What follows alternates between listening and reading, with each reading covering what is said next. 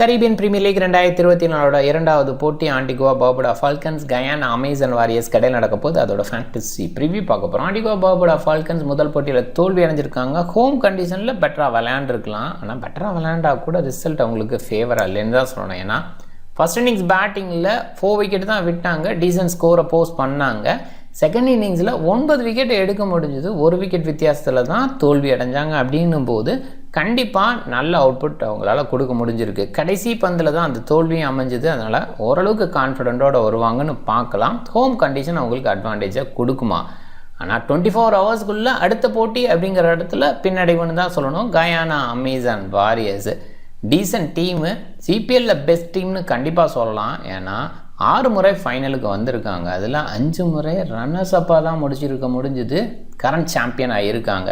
அவங்களோட காத்திருப்பு 2013 2023 வரைக்கும் இருந்தது. 2023 சாம்பியன், கரண்ட் சாம்பியன். அந்த பாசிட்டிவ் எனர்ஜியோட இந்த சீசன் அணுகுவாங்கன்னு பார்க்கலாம். ஆகஸ்ட் 31 4:30 AM இந்த மேட்ச் ஸ்டார்ட் ஆகுது. MSC Cricket 11 அப்படின்னு சர்ச் பண்ணி டெலகிராமில் ஜாயின் பண்ணிக்கோங்க. குழப்பம் இருந்ததுன்னா டாப் கமெண்டில் லிங்க் இருக்குது, கிளிக் பண்ணி ஜாயின் பண்ணிக்கோங்க. MyMaster 11 50 lakhs investment leader board இந்த சீசனுக்கு அனௌன்ஸ் பண்ணியிருக்காங்க. கண்டிப்பாக பயன்படுத்திங்க. கார், பைக்ஸ், மொபைல் வின் பண்ணுறதுக்கான வாய்ப்பு இருக்குது. ரெகுலர் கிவ் அவே கொடுக்குறனால அந்த வாய்ப்பையும் பயன்படுத்திங்க. ஃப்ரீ கான்டெஸ்ட் ப்ராக்டிஸ் பேஸில் விளையாடணும்னு நினைக்கிறவங்களுக்கு அது வாய்ப்பாக இருக்கும், பயன்படுத்திக்கலாம். MyMaster இன்ஸ்டால் பண்ணலைன்னா டாப் கமெண்டில் லிங்க் இருக்குது, கிளிக் பண்ணி இன்ஸ்டால் பண்ணி என்னோடய ரெஃபரல் கூட பயன்படுத்த மறக்காதீங்க. சர் விவியன் ரிச்சர்ட் ஸ்டேடியம் ஆன்டிகுவாவில் தான் இந்த மேட்ச்சு. மழை இல்லைங்கிற ஃபோகாஸ்ட்டு, ஏர்லியாக ரெயின் ஃபோகாஸ்ட் அப்படின்ற அந்த இடம் இருந்தால் கூட மேட்ச் டைமில் இல்லை. ஓவர்காஸ்ட் கண்டிஷன் அப்படின்ற மாதிரி பெருசாக யோசிக்க வேண்டியதில்லை. பாசிங் வேறு எதுவும் வரலாம், அது ரொம்ப ரேராக தான் பார்க்கப்படுது இன்றைக்கி மேட்ச்சுக்கு. ஆகஸ்ட் 31 இந்தியா டைம் படி 4:30 AM ஸ்டார்ட் ஆகுது. அவங்களோட டைம் 7 PM. டியூ ஃபேக்டர் சின்ன கன்சிடரபுளாக இருக்கிறதுனால சேசிங் தான் ப்ரிஃபரபிள். இந்த பர்டிகுலர் கிரவுண்டு சேசிங்க்கு நிறைய வெற்றியை கொடுத்துருக்கு.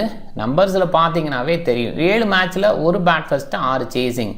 போன மேட்ச்சு கிட்டத்தட்ட பேட் ஃபர்ஸ்ட் டீம் ஜெயிச்சிருமோ அப்படிங்கிற ரேஞ்சுக்கு தான் வந்தது. அதே ட்ராக்கை கொடுக்குற பட்சத்தில் கண்டிப்பாக பேட் ஃபர்ஸ்ட்டு ப்ரிஃபர் பண்ணால் ஆச்சரியப்படுறதுக்கு இல்லை. கொஞ்சம் லேட்டாக ஸ்டார்ட் பண்ணாங்க. ஏர்லியாகவே கொஞ்சம் டியூ ஃபேக்டர் அப்படின்றது இருந்தது. இது கொஞ்சம் பெட்டராக ஃபஸ்ட் இன்னிங்ஸ் பேட்டிங்க்கு இருந்ததுன்னே சொல்லலாம். நம்ம எதிர்பார்த்தோம் ஃபஸ்ட் பேட்டிங் ட்ரிக்கியாக இருக்கும்னு. அதுக்கு காரணம் இந்த டைம் ஃபேக்டர். முன்னாடியே கொஞ்சம் ஸ்டார்ட் பண்ணியிருந்தால் அந்த ட்ரிக்கினஸ் இருந்திருக்கலாம். பட் ஈஸியாக பேட்டுக்கு வர மாதிரி தான் இருந்தது. இருந்தால் கூட கொஞ்சம் ஸ்கோர் இன்னும் பெட்டராக போஸ்ட் பண்ணியிருக்கலாம். செகண்ட் ஹாஃப் பால் கொஞ்சம் ஸ்கிட் ஆச்சு. அதில் மிஸ் டைம் பண்ணுற மாதிரி ஒரு இடமாவும் இருந்தது. அதனால் விக்கெட்ஸும் விட்டாங்க. எனிவே செகண்ட் ஹாஃபில் நிறைய விக்கெட்ஸ் விட்டு தான் பார்த்தோம். அந்த காரணத்துலலாம் இங்கே பேட் ஃபஸ்ட்டு பண்ணுனா ஆச்சரியப்படுறதுக்கு இல்லை. ஸ்டில் டியூ ஃபேக்டர் இந்த மாதிரி விஷயம் எல்லாமே பேட் ஃபஸ்ட்டு பண்ணுறதை விட சேஸ் பண்ண ப்ரிஃபர் பண்ண வைக்கும். பார்க்கலாம் என்ன பண்ணுவாங்கன்னு.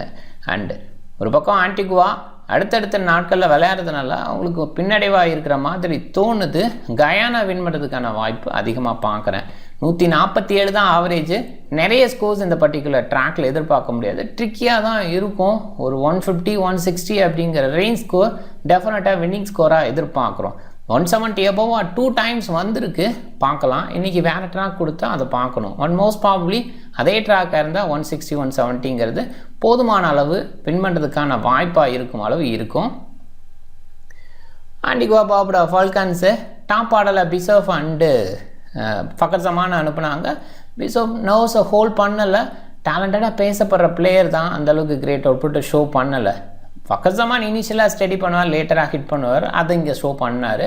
கோஃபி ஜேம்ஸு ரொம்ப ரேட்டடாக பார்க்கப்படுற ஒரு டொமஸ்டிக்கில் நல்லாவும் விளையாண்டார். நல்ல ஸ்டார்ட் அப்படின்னு கொடுக்க முடிஞ்சது. ஸ்டில் வெஸ்ட் இண்டியன்ஸுக்கு உள்ள ஒரு சின்ன ப்ராப்ளம், ஸ்பின்னர்ஸுக்கு எகென்ஸ்டாக ஸ்லோவாக ஆகிறது. அது கோஃபி ஜேம்ஸ்ட்டை போன மேட்ச்சில் பார்த்தோம்.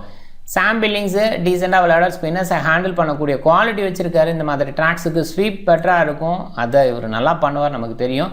ஜுவல் ஆண்ட்ரூ ரொம்ப ரேட்டடாக பேசப்படுற பிளேயரு. அந்த ரேட்டை எப்படின்னு ஷோ பண்ணார். சூப்பரான பிளே ஃபஸ்ட் மேட்ச்சில். இவர் மட்டுமே 50 அடித்தார், அதை பார்த்தோம். சூப்பரான பிளே அண்டு நல்ல ஃபினிஷிங் ரோலில் ஷோ பண்ணார். Fabian Allen, Imad Wasim, Chris Green இவங்கெல்லாம் சூப்பர் ஸ்பின் குவாலிட்டி அண்ட் அதே நேரத்தில் பேட்டிங் பேஸ்லையும் ஓரளவுக்கு ஷோ பண்ண முடியும். இவங்கெல்லாம் இருக்கனால கோஃபி ஜேம்ஸுக்கு நிறைய ஓவர்ஸ் கிடைக்கும்னு எதிர்பார்க்க முடியாது. பட் கோஃபி ஜேம்ஸ் ஸ்டில் நல்ல ஆல்ரவுண்டர், அதில் டவுட்டே இல்லை. பட் 3 ஸ்பின்னர்ஸ் இருக்கிறதுனால யோசிக்கணும். போன மேட்ச் ஒரு ஓவர் வீசினார் கோஃபி ஜேம்ஸு. இருந்தாலும் அங்கே நிறைய லெஃப்ட் ஹேண்டர்ஸ் இருந்ததுனால ஒரு சைடு போனாங்க. அதர்வைஸ் ஃபேபின் ஆலன் சைடு நிறைய ஓவர் போக வாய்ப்பு. இமாட் அசீம், கிறிஸ் கிரீன் நிறைய பக்கம் போய் விளையாடுறாங்க, அந்த எக்ஸ்பீரியன்ஸை ஷோ பண்ணுவாங்க. ப்ரீமர் ஸ்ப்ரிங்கர் பேட்டிங் குவாலிட்டியும் இருக்குது, நல்ல ஒரு குவாலிட்டி பவுலிங்கையும் ஷோ பண்ணுறாங்க. ப்ரிமஸ் எண்ட் ஓவரில் வீசினார், ஸ்ப்ரிங்கர் மிடில் ஓவர் இனிஷியல் ஓவர்ஸில் வீசுறது அப்படிங்கிற குவாலிட்டி வச்சுருந்தா கூட மிடில் ஓவர்ஸில் பயன்படுத்தினாங்க. 4 விக்கெட் எடுத்தார் போன மேட்ச்சு. அந்த கான்ஃபிடென்ட் எந்த மேட்ச்சில் எடுத்து வரலாம். முகமது ஆமீர் எக்ஸ்பீரியன்ஸு நல்லாவே தெரியும், எவ்வளோ வருஷமாக கிரிக்கெட் விளையாடுறாரு அப்படின்ற வகையிலையும். அண்ட் டீசெண்ட் அவுட்புட் இந்த மாதிரி ஃபார்மேட்டில் கொடுத்துக்கிட்டே இருக்கார் தொடர்ந்து. சில மாற்றங்களை செய்வாங்களா, சில பேருக்கு ரெஸ்ட் கொடுக்கலான்னு யோசிப்பாங்களா அடுத்தடுத்த நாட்கள் அப்படின்ற அந்த இடத்துல. பிரெண்டன் கிங் இன்ஜுரி, அவரை தான் கேப்டன் அனௌன்ஸ் பண்ணாங்க ஆரம்பத்தில், ஒரு இன்ஜுரி கன்சர்ன் அப்படின்றதுனால அவரை பொறுத்த வரைக்கும் வெளியில் தான் தொடர்வான்னு தோணுது. Guyana Amazon Warriors, Saim Ayub national duty Pakistan cricket test கிரிக்கெட்டில் இடம்பெற்றிருக்காரு, அதனால் மோஸ்ட்லி அவர் அங்கே தான் இருப்பார், இங்கே வரமாட்டார்.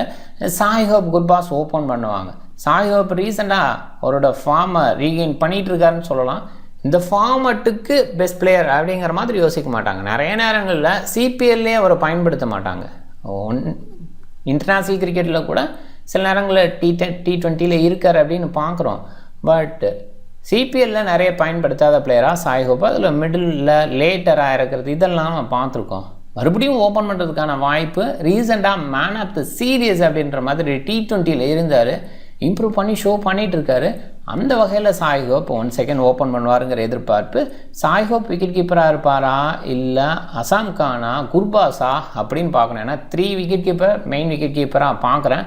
அசாம் கான் இருக்கிறதுக்கான வாய்ப்பு, ஏன்னா அவரோட ஹெவி பாடிக்கு க்ளோவருக்கு இருந்தால் better. Gurbaz and Sai hope ஃபீல்டில் நல்லா பண்ணுவாங்க அப்படிங்கிற அந்த இடத்துல அசாம் கான் க்ளோவர் பண்ணுவாருன்னு எதிர்பார்க்கலாம். ரெய்ஃபர் சூப்பர் ஆல்ரவுண்டர், டீசெண்டான பிளேயர். பவுலிங் பேஸில் எவ்வளோ தூரம் கன்சிடர் பண்ணுவாங்கன்னு பார்க்கணும், ஏன்னா பவுலிங் ஆப்ஷன்ஸ் ஹெவி இந்த டீம் பொறுத்த வரைக்கும். ஸோ அந்த பேஸில் ரெய்ஃபருக்கு ஓவர் கிடைக்காம கூட இருக்கலாம். நம்பர் 3 பேட்ஸ்மேனாக இருக்கிறதுக்கான வாய்ப்பு அதிகமாக நான் பார்க்குறேன். ஃபஸ்ட் இன்னிங்ஸில் குர்பாஸ் சக்ஸஸ்ஃபுல்லாக நிறைய இருந்திருக்கார். செகண்ட் இன்னிங்ஸில் சில நேரங்களில் ஓகேவாக இருந்திருக்கார். ஏர்லி மேட்சஸ்ஸு கொஞ்சம் ஹார்டர் ட்ராக்ஸில் குர்பாஸ் பெட்டர் அவுட்புட் கொடுத்துருக்காரு, பண்ண முடியும். அசாம் கான் டீசன்ட் பிளேயர், நல்லா ஹார்ட் ஹிட்டிங், பட்டுச்சுன்னா வேறு லெவலில் பண்ணிடுவார். Hetmyer super player. இப்போ ஃபார்ம் பேஸில் கொஞ்சம் டவுனாக இருக்கிற ஃபீல், அவர் ஹெட்மேயர் ஷோ அப்படிங்கிற மாதிரி பெருசாக ரீசெண்டாக பார்க்கல. Romario Shepherd, Pretorius, Keemo Paul super hitters, powerful hitters. And bowling பேஸ்லேயும் சூப்பர் பவுலிங் கொடுக்க முடியும், ஓரளவுக்கு பேஸோடு இருக்கிற பவுலர்ஸ்ன்னு சொல்லலாம். பென் பிரிட்டோரியஸை பொறுத்த வரைக்கும் டீசன்ட் பவுலர். அண்ட் எண்ட் ஓவர்ஸில் கலக்க முடியும், அந்த வேரியேஷன் வெரைட்டி இந்த மாதிரி ட்ராக்ஸில் ஹெல்ப்ஃபுல்லாக இருக்கும், அந்த வகையில் பார்க்கலாம். குடகேஸ் மோட்டியும் ஓரளவுக்கு டீசன்ட் பேட்டிங் பண்ண முடியும் அப்படின்னு ஷோ பண்ணியிருக்காரு. லெஃப்ட் ஆர்ம் ஆர்த்தடாக்ஸு, விக்கெட் டேக்கிங் பவுலராக இந்த ஃபார்மேட்டில் இருந்திருக்காரு. இம்ரான் தஹீர் 1 செகண்ட் கேப்டன், போன சீசனில் ஒரு கோப்பையை வென்று கொடுத்தாரு, அதனால் அவர் தொடராரு. அவரோட ஏஜுக்கு அவரோட பிளேக்கு சம்மந்தம் இல்லை அப்படிங்கிற மாதிரி ஒரு எனர்ஜெட்டிக் யங்மேனாக இருக்கார். சூப்பரான கேப்டனாகவும் இருக்கார். சமர் ஜோசப் பர்த்டே பாய், இன்றைக்கி என்ன பண்ணுவாருன்னு பார்க்கணும். இந்த டேயில் அவருக்கு பர்த்டே, ஒரு சக்ஸஸ்ஃபுல் பவுலராக இருப்பாரா பார்க்கணும். அண்ட் ரீசெண்டாக எக்ஸ்ட்ரா பேஸில் கலக்கிறாரு இன்டர்நேஷ்னல் கிரிக்கெட்டில். நேம் சொல்கிற அளவுக்கு நல்ல அவுட்புட்டு, ஆஸ்திரேலியாவில் போய் ஒரு நல்ல அவுட்புட் கொடுத்தது கண்டிப்பாக வந்துட்டு அவரை பெஸ்ட்டாக பார்க்க வைக்கும். இந்த சீசனில் கவனிக்கக்கூடிய பிளேயராக இருப்பாரோன்னு தோணுது, பார்க்கலாம். இன்னொரு பக்கம் இந்த பிளேயர்ஸு இந்த 11 தான் இருக்குமானா கண்டிப்பாக மாற்றம் இருக்கும்னு சொல்லுவேன். ஏன்னா இங்கே இருக்கிற பிளேயர்ஸ் எமர்ஜிங் பிளேயர் லிஸ்ட்டில் இல்லை. ஸோ அங்கே பார்க்கும்போது அலி முகமது, அதே மாதிரி மேத்யூ நண்டு ஓப்பனிங் லெவலில் டாப் ஆர்டரில் இருந்திருக்காரு. கெவின் சிங்க்லேயர், ஜூனியர் சிங்க்லேயர், அதே நேரத்தில் கெவ்லோன் ஆண்டர்சன் மிடில் ஓவர் பேட்டராக இருந்திருக்காரு. ஸோ இவங்களுக்கான வாய்ப்பு யாருக்காவது இருக்கும்னு தோணுது, இருக்கும். 2 டீம்லேயே இனிஷியல் ஸ்விங் பவுலிங் அப்படின்ற மாதிரி பெருசாக யோசிக்க முடியல. ஆமீரை தவிர அவ்வளோ பெஸ்ட்டாக யோசிக்க முடியல. எக்ஸ்ட்ரா பேஸ் லெவலில் சமர் ஜோசப் இருப்பார், அவ்வளோ பெஸ்ட்டு ஸ்விங்கர்லாம் சொல்ல முடியாது, ஓகேன்னு சொல்லலாம். பிரெயின் பிரிட்டோரியஸ் 7 ஓவர் இப்போ ரீசெண்ட் டேஸில் பார்க்குறோம். ஆனால் பெஸ்ட்டு ஸ்விங் பவுலர் அப்படின்ற மாதிரி அவரையும் யோசிக்க முடியாது. கண்டிஷன் பேஸில் ஸ்விங் கிடச்சிதுன்னா ஜோசப், பிரிட்டோரியஸ் இவங்களாம் பெஸ்ட்டாக பண்ண முடியும். அவ்வளோவா இந்த கண்டிஷன் ஸ்விங் கொடுக்குற கண்டிஷனில் இல்லை, கிராஸ் இல்லை, கொஞ்சம் ஹார்டராக தான் ட்ராக்ஸ் இருக்குது அப்படிங்கிற இடத்துல ஆம்பீர் மட்டும் கொஞ்சம் பெட்டராக வீசலாம். அதை கொஞ்சம் மைண்ட் பண்ணிக்கோங்க. பவுலிங் ஆப்ஷன்னு பார்க்கும்போது கோஃபி ஜேம்ஸு போன மேட்ச் ஒரு ஓவர் வீசினார். ஃபேபின் ஆலன் நிறைய லெஃப்ட் ஹேண்டர்ஸ் இருந்தனால போன மேட்ச் ஒரு ஓவர் மட்டுமே வீசினார். இன்னைக்கு கொஞ்சம் அதிகமாக கூட வீசலாம். Imad Wasim, Chris Green, Springer and Amir முழுமையான கோட்டா வீசினாங்க. அண்ட் ப்ரீமஸுக்கு 2 ஓவர் மட்டுமே கிடச்சிது. எண்ட் ஓவரில் ப்ரீமஸ் வீசுறதுனால கொஞ்சம் யோசிக்க வேண்டிய இடமா இருக்குது. இமாட் அசீம், கிரீன் அண்ட் ஆமீர் அதிகமான ஓவர்ஸ் வீசுவாங்கன்னு எதிர்பார்க்குறேன். ப்ரீமஸ் ஆமீர் ஸ்லாக் ஓவரில் வீசுறதுக்கான வாய்ப்பு. பவுலிங் ஆப்ஷன் இந்த சைடுன்னு பார்க்கும்போது ரெய்ஃபர் ஆப்ஷனாக இருக்கார். நிறைய பவுலிங் ஆப்ஷன் இருக்கனால ரெய்ஃபர் கொஞ்சம் குறைவாக கூட வீசலாம். ஒவ்வொரு வீசாமல் இருந்தாலும் ஆச்சரியப்படுறதுக்கு இல்லை. செப்பர்டு, பிரெட்டோரியஸ் ரீசெண்டாக நல்லா பண்ணிகிட்டு இருக்காங்க. கீமா பாலோட பவுலிங் கூட டீசெண்டாக இருக்கும். இந்த கண்டிஷனில் பெஸ்ட்டாகவும் இருந்திருக்காரு. மோட்டி, தாஹீரை நிறைய எதிர்பார்க்குறோம். அவங்க 2 பேருமே நல்ல பவுலிங். ஒரு பக்கம் லெக் பிரேக்குன்னு, ஒரு பக்கம் லெஃப்ட் ஆர்ம் ஆர்த்தடாக்ஸு. கண்டிஷன் ஸ்பின்னர்ஸுக்கு ஃபேவராகவும் இருக்குது. அதனால் அவங்களோட அதிகமான ஓவர்ஸ் எதிர்பார்க்கலாம். சமத் ஜோசப் பாசிபிளாக பவுலர் பேஸில் இருக்கனால அவர் முழுமையாக வீசுறதுக்கான வாய்ப்பு. ஓவர்சீஸுங்கிறதுனால பிரெட்டோரியஸுக்கான முழுமையான ஓவர். மோட்டி, இம்ரான் தாஹீரோட ஓவர்ஸ் முழுமையாக இருக்கும். செப்பர்டு, பிரெட்டோரியஸ் எண்ட் ஓவரில் வீசலாம். மாற்றி கீமா பால் சைடு யோசித்தாலும் யோசிக்கலாம். ஒரு பக்கம் பிரெட்டோரியஸை ஸ்டிக் பண்ணி வைக்க வேண்டிய அவசியம் இருக்குது. டாப் 14 பிளேயர்ஸ் என்னோட மைண்டில் அப்படின்னு பார்க்கும்போது சாய் ஹோப்பு நல்லா பண்ணிகிட்டு இருக்கார் ரீசெண்டாக. ஃபக்கஸ் ஜமான் போன மேட்ச் விளாண்ட கான்ஃபிடென்ட் இங்கே எடுத்து வரலாம். குர்பாஸு ஏர்லி மேட்சஸில் நல்லா அவுட்புட் கொடுப்பாரு. ரெய்ஃபு பவுலிங் பேட்டிங் 2மே இருக்கிறதுனால டாப் ஆர்டரில் வரக்கூடிய வாய்ப்பு இருக்கிறதுனால அங்கே யோசிக்கலாம். ஃபேபின் ஆலன் இன்றைக்கி கொஞ்சம் பெஸ்ட் அவுட்புட் கொடுக்கலாம். ஃபினிஷர் ரோலில் பேட்டிங்கில் வருவார். கண்டிப்பாக பவுலிங் பேஸில் அதிகமான ஓவர் வீசுறதுக்கு வாய்ப்பு இருக்குது. செப்பர்டு, பிரெட்டோரியஸ் எண்ட் ஓவரில் வீச வாய்ப்பு. அண்ட் பேட்டிங் பேஸில் எண்டில் ஒரு ஃபினிஷ் கொடுக்க முடியும். இமாட் அசீம், கிறிஸ் கிரீனு அவங்களோட 4 ஓவர் கோட்டா வீசிடுவாங்க. கீமா பால் பேட்டிங் பேஸ்லேயும் வரலாம். எனி டைம் ப்ரொமோஷன் அப்படிங்கிற ஒரு விஷயம் அவருக்கு இருக்கிறதா பார்த்துருக்கோம். அண்ட் மோட்டி ரீசெண்டாக நல்லா பண்ணிகிட்ருக்காரு. ஸ்ப்ரிங்கர் போன மேட்ச்சு நல்லா பண்ணியிருக்கிறதுனால அந்த கான்ஃபிடென்ட் இங்கே கொண்டு வருவார்னு நம்புகிறேன். அண்ட் பேட்டிங் பேஸில் ப்ரொமோஷன்லாம் இல்லை. அண்டு ஆமீர், ஜோசப்பு இவங்க 2 பேரும் பேஸ் பவுலில் எண்ட் ஓவரில் வீசுறதுக்கான வாய்ப்பு ஜோசப்புக்கு இருக்குது. அந்த பேஸில் கொஞ்சம் யோசிக்கலாம். ஆமீரும் எண்ட் ஓவரில் வீசுகிறார். 2 இனிஷியல் ஸ்விங் கிடச்சிதுன்னா பெஸ்ட் அவுட்புட்டை கொடுக்கக்கூடிய இடமாவும் பார்த்துக்கலாம். பிக் பேஸில் யோசிக்கும்போது ரெய்ஃபர் குறைவாக பிக் பண்ணியிருக்காங்க. ஃபேபின் ஆலன் போன மேட்ச் பவுல் பண்ணாததுனால லேட்டாக பேட்டில் வரதுனால யோசிக்கிறாங்க. பட் கண்டிப்பாக அந்த மேட்ச்சு கொஞ்சம் ஓவர்ஸ் வீச வாய்ப்பு இருக்குது. ஃப்ளரிஸாக ஃபினிஷ் பண்ணவும் வாய்ப்பு இருக்குது. கீமா பால், ப்ரீமஸ் இவங்களையும் கொஞ்சம் கன்சிடர் பண்ணுங்கள். ப்ரீமஸ் ஃபயர் ஹிட்டராக ஷோ பண்ணி பார்த்துருக்கோம். அண்ட் எண்ட் ஓவரில் விக்கெட் விழலாம். இந்த ட்ராக்கை பொறுத்த வரைக்கும் ட்ரைவ் பண்ணி ஆடணும்னு ஆடுவாங்க. எண்டில் கொஞ்சம் அடிக்க பார்ப்பாங்க. அங்கே வீசுகிற பவுலர்ஸ் விக்கெட் எடுக்கிறதுக்கான வாய்ப்பு இது நிறைய டைம் நடந்திருக்கு. அதனால் ப்ரீமஸ் ஒரு கன்சிடரேஷனாக யோசிக்கணும். ஃபஸ்ட் பவுலிங்காக இருக்கிறப்ப இன்னுமே கன்சிடர் பண்ணுங்கள். சாய் ஹோப்பு, குர்பாஸு, செப்பர்டு இவங்க சைடு நிறைய பேர் போயிருக்காங்க கேப்டனாக. சாய் ஹோப்பு ஓகேன்னு சொன்னால் கூட இந்த ஃபார்மேட்டில் இன்னுமே அடாப்ட் ஆக வேண்டிய அவசியம் இருக்குது. குர்பாஸு இந்த மாதிரி இடத்துல ஃபஸ்ட் பேட்டிங்காக இருந்தால் பெஸ்ட் அவுட்புட் கொடுக்கலாம். செப்பர்டு பவுலிங் பேட்டிங் 2லுமே ஓகேன்னா கூட லேட்டாக பேஸில் பேட்டிங்கில் எவ்வளோ தூரம் அடிக்க முடியும் அப்படின்னு யோசிக்கும் போது கொஞ்சம் யோசிக்கணும்.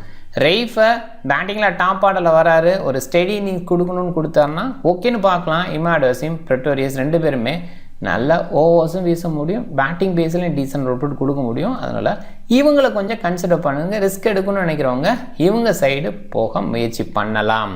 டீம் பாருங்கள். Captain Sheppard, vice captain டுவென் Pretorius, keema பால், கிரீனு, இமாட் அசீம் இவங்கெல்லாம் ஆல்ரவுண்டர் லிஸ்ட்டில் இருக்காங்க. அவங்களை எடுத்திருக்கேன்.